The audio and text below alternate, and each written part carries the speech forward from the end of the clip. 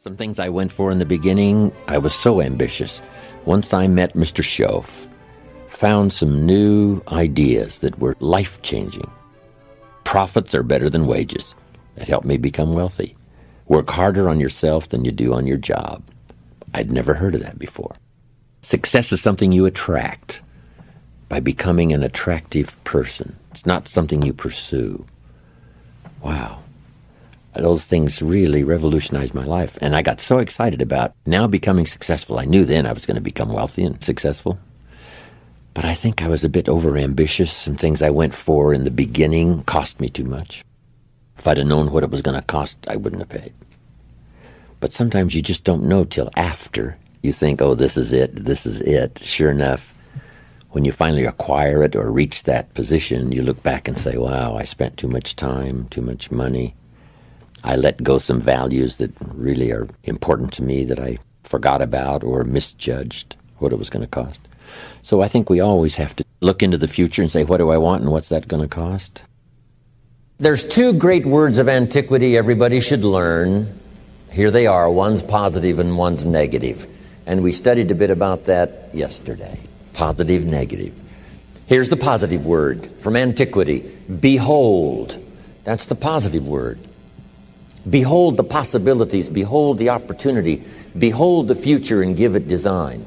Behold and look at the chances you've got. Behold, spring has come. Behold, the day has arrived and the sun is shining and the shadows are fleeing away. Behold, the next person you can meet might be your friend for life. Behold, the next person might be a colleague forever. Behold, that's the positive word, behold. Now, here's the negative word, beware. And now I want to give you a sentence to jot down that's very valuable. Here's what it is. Beware of what you become in pursuit of what you want. Beware.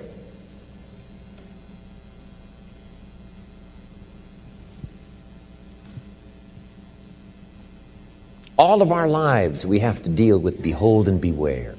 When a kid goes to school, it's behold the opportunity and beware the dangers. Behold and beware.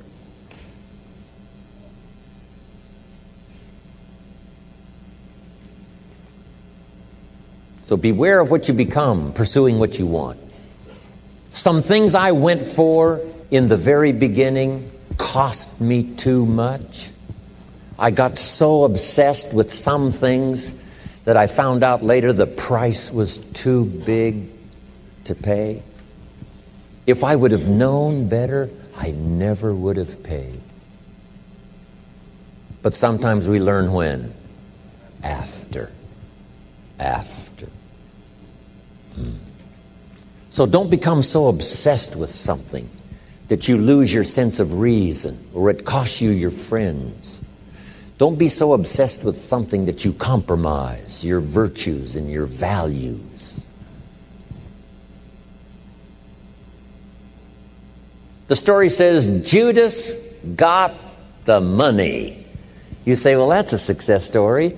No. It's true, 30 pieces of silver was a sizable sum of money, but it was not a success story. His name was Judas. Doesn't that ring a bell?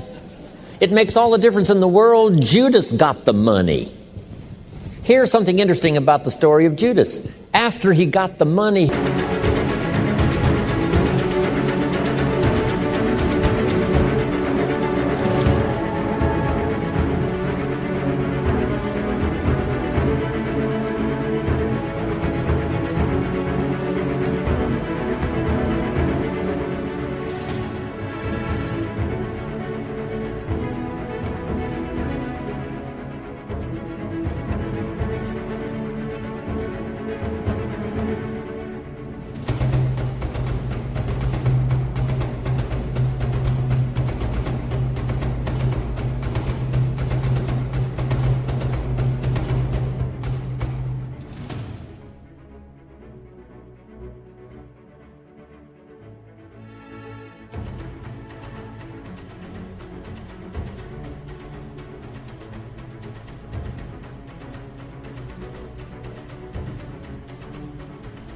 he was unhappy.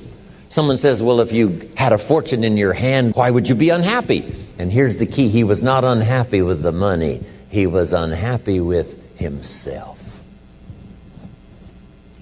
Here's a key phrase. The greatest source of unhappiness is self-unhappiness. It's not from outside the things that make us unhappy. The greatest devastating unhappiness is to be unhappy with yourself. Now, a mild form of unhappiness is constructive. The desperate form of unhappiness is destructive. It's like worry. We should all worry a little, but not let it destroy our lives. If you're in New York about to step off the curb in downtown Manhattan and the yellow taxi's coming, best you worry enough to get your feet back up on the curb lest you get yourself wiped out. So it's called caution, but not undue caution. It's called fear and worry, but not the worry that kills you, not the worry that destroys you. It's like hate. You don't need to hate your job. Save your hate for the important things like evil, like the weeds that attack your garden, like the diabolical ideas that try to entice your children. Right? You don't need to hate everything. I hate this, I hate that. That's the misuse of your hate. Save it for the things we really must hate. But this is so important now to beware. Judas was so unhappy he tried to take the money back. They said, heck with you, we got what we wanted, you got what you wanted, out. They threw him out with his money. Now he becomes so desperate, he goes out and hangs himself for what he did. He became a traitor. So that's the caution now. If Judas could speak back to us in any kind of clear language, here's what he might say. Beware of what you become in pursuit of what you want. Don't sell out. It's not worth it. The whole balance, I think, is important all of your life.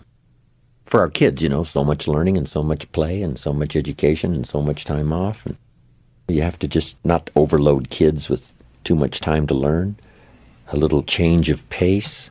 Back when I went to school, we called it recess, right? You can't stay at it, like hour after hour. You have to take a little break and take some time. But it's true as an entrepreneur. It's true in a sales career. It's true for a minister of a church. Whatever you're in, is to find that balance of working hard so that the job gets done, but also taking the time. I used to work hard and think, wow, I should have my family on the beach. And then I'd take my family to the beach, and at the beach I'm saying, wow, I should be at the office. So you just have to learn to say, when you're at the office, do the office stuff. When you get to the beach, forget the office for a while. And that balance is important. It's important in good health, right?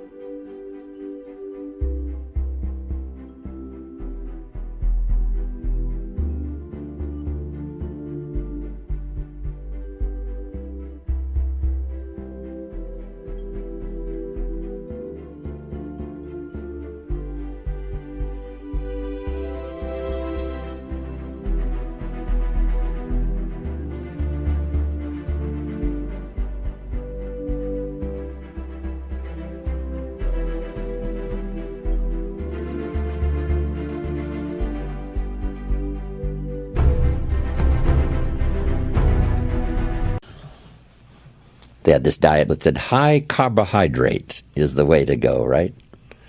Sure enough, it wasn't. Now it's all finally turned around, and we know a lot more, and it's called high protein, low carbohydrate, and all the rest. So you just have to keep up with whatever's happening. Be a student, not necessarily a follower. You pick up a book on nutrition. This one says, if you do this, you'll live forever.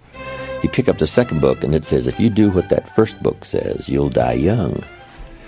And then the question is, what should I do? Which book should I follow? You say, no, read them both and then make up your own mind. Be a student, not a follower.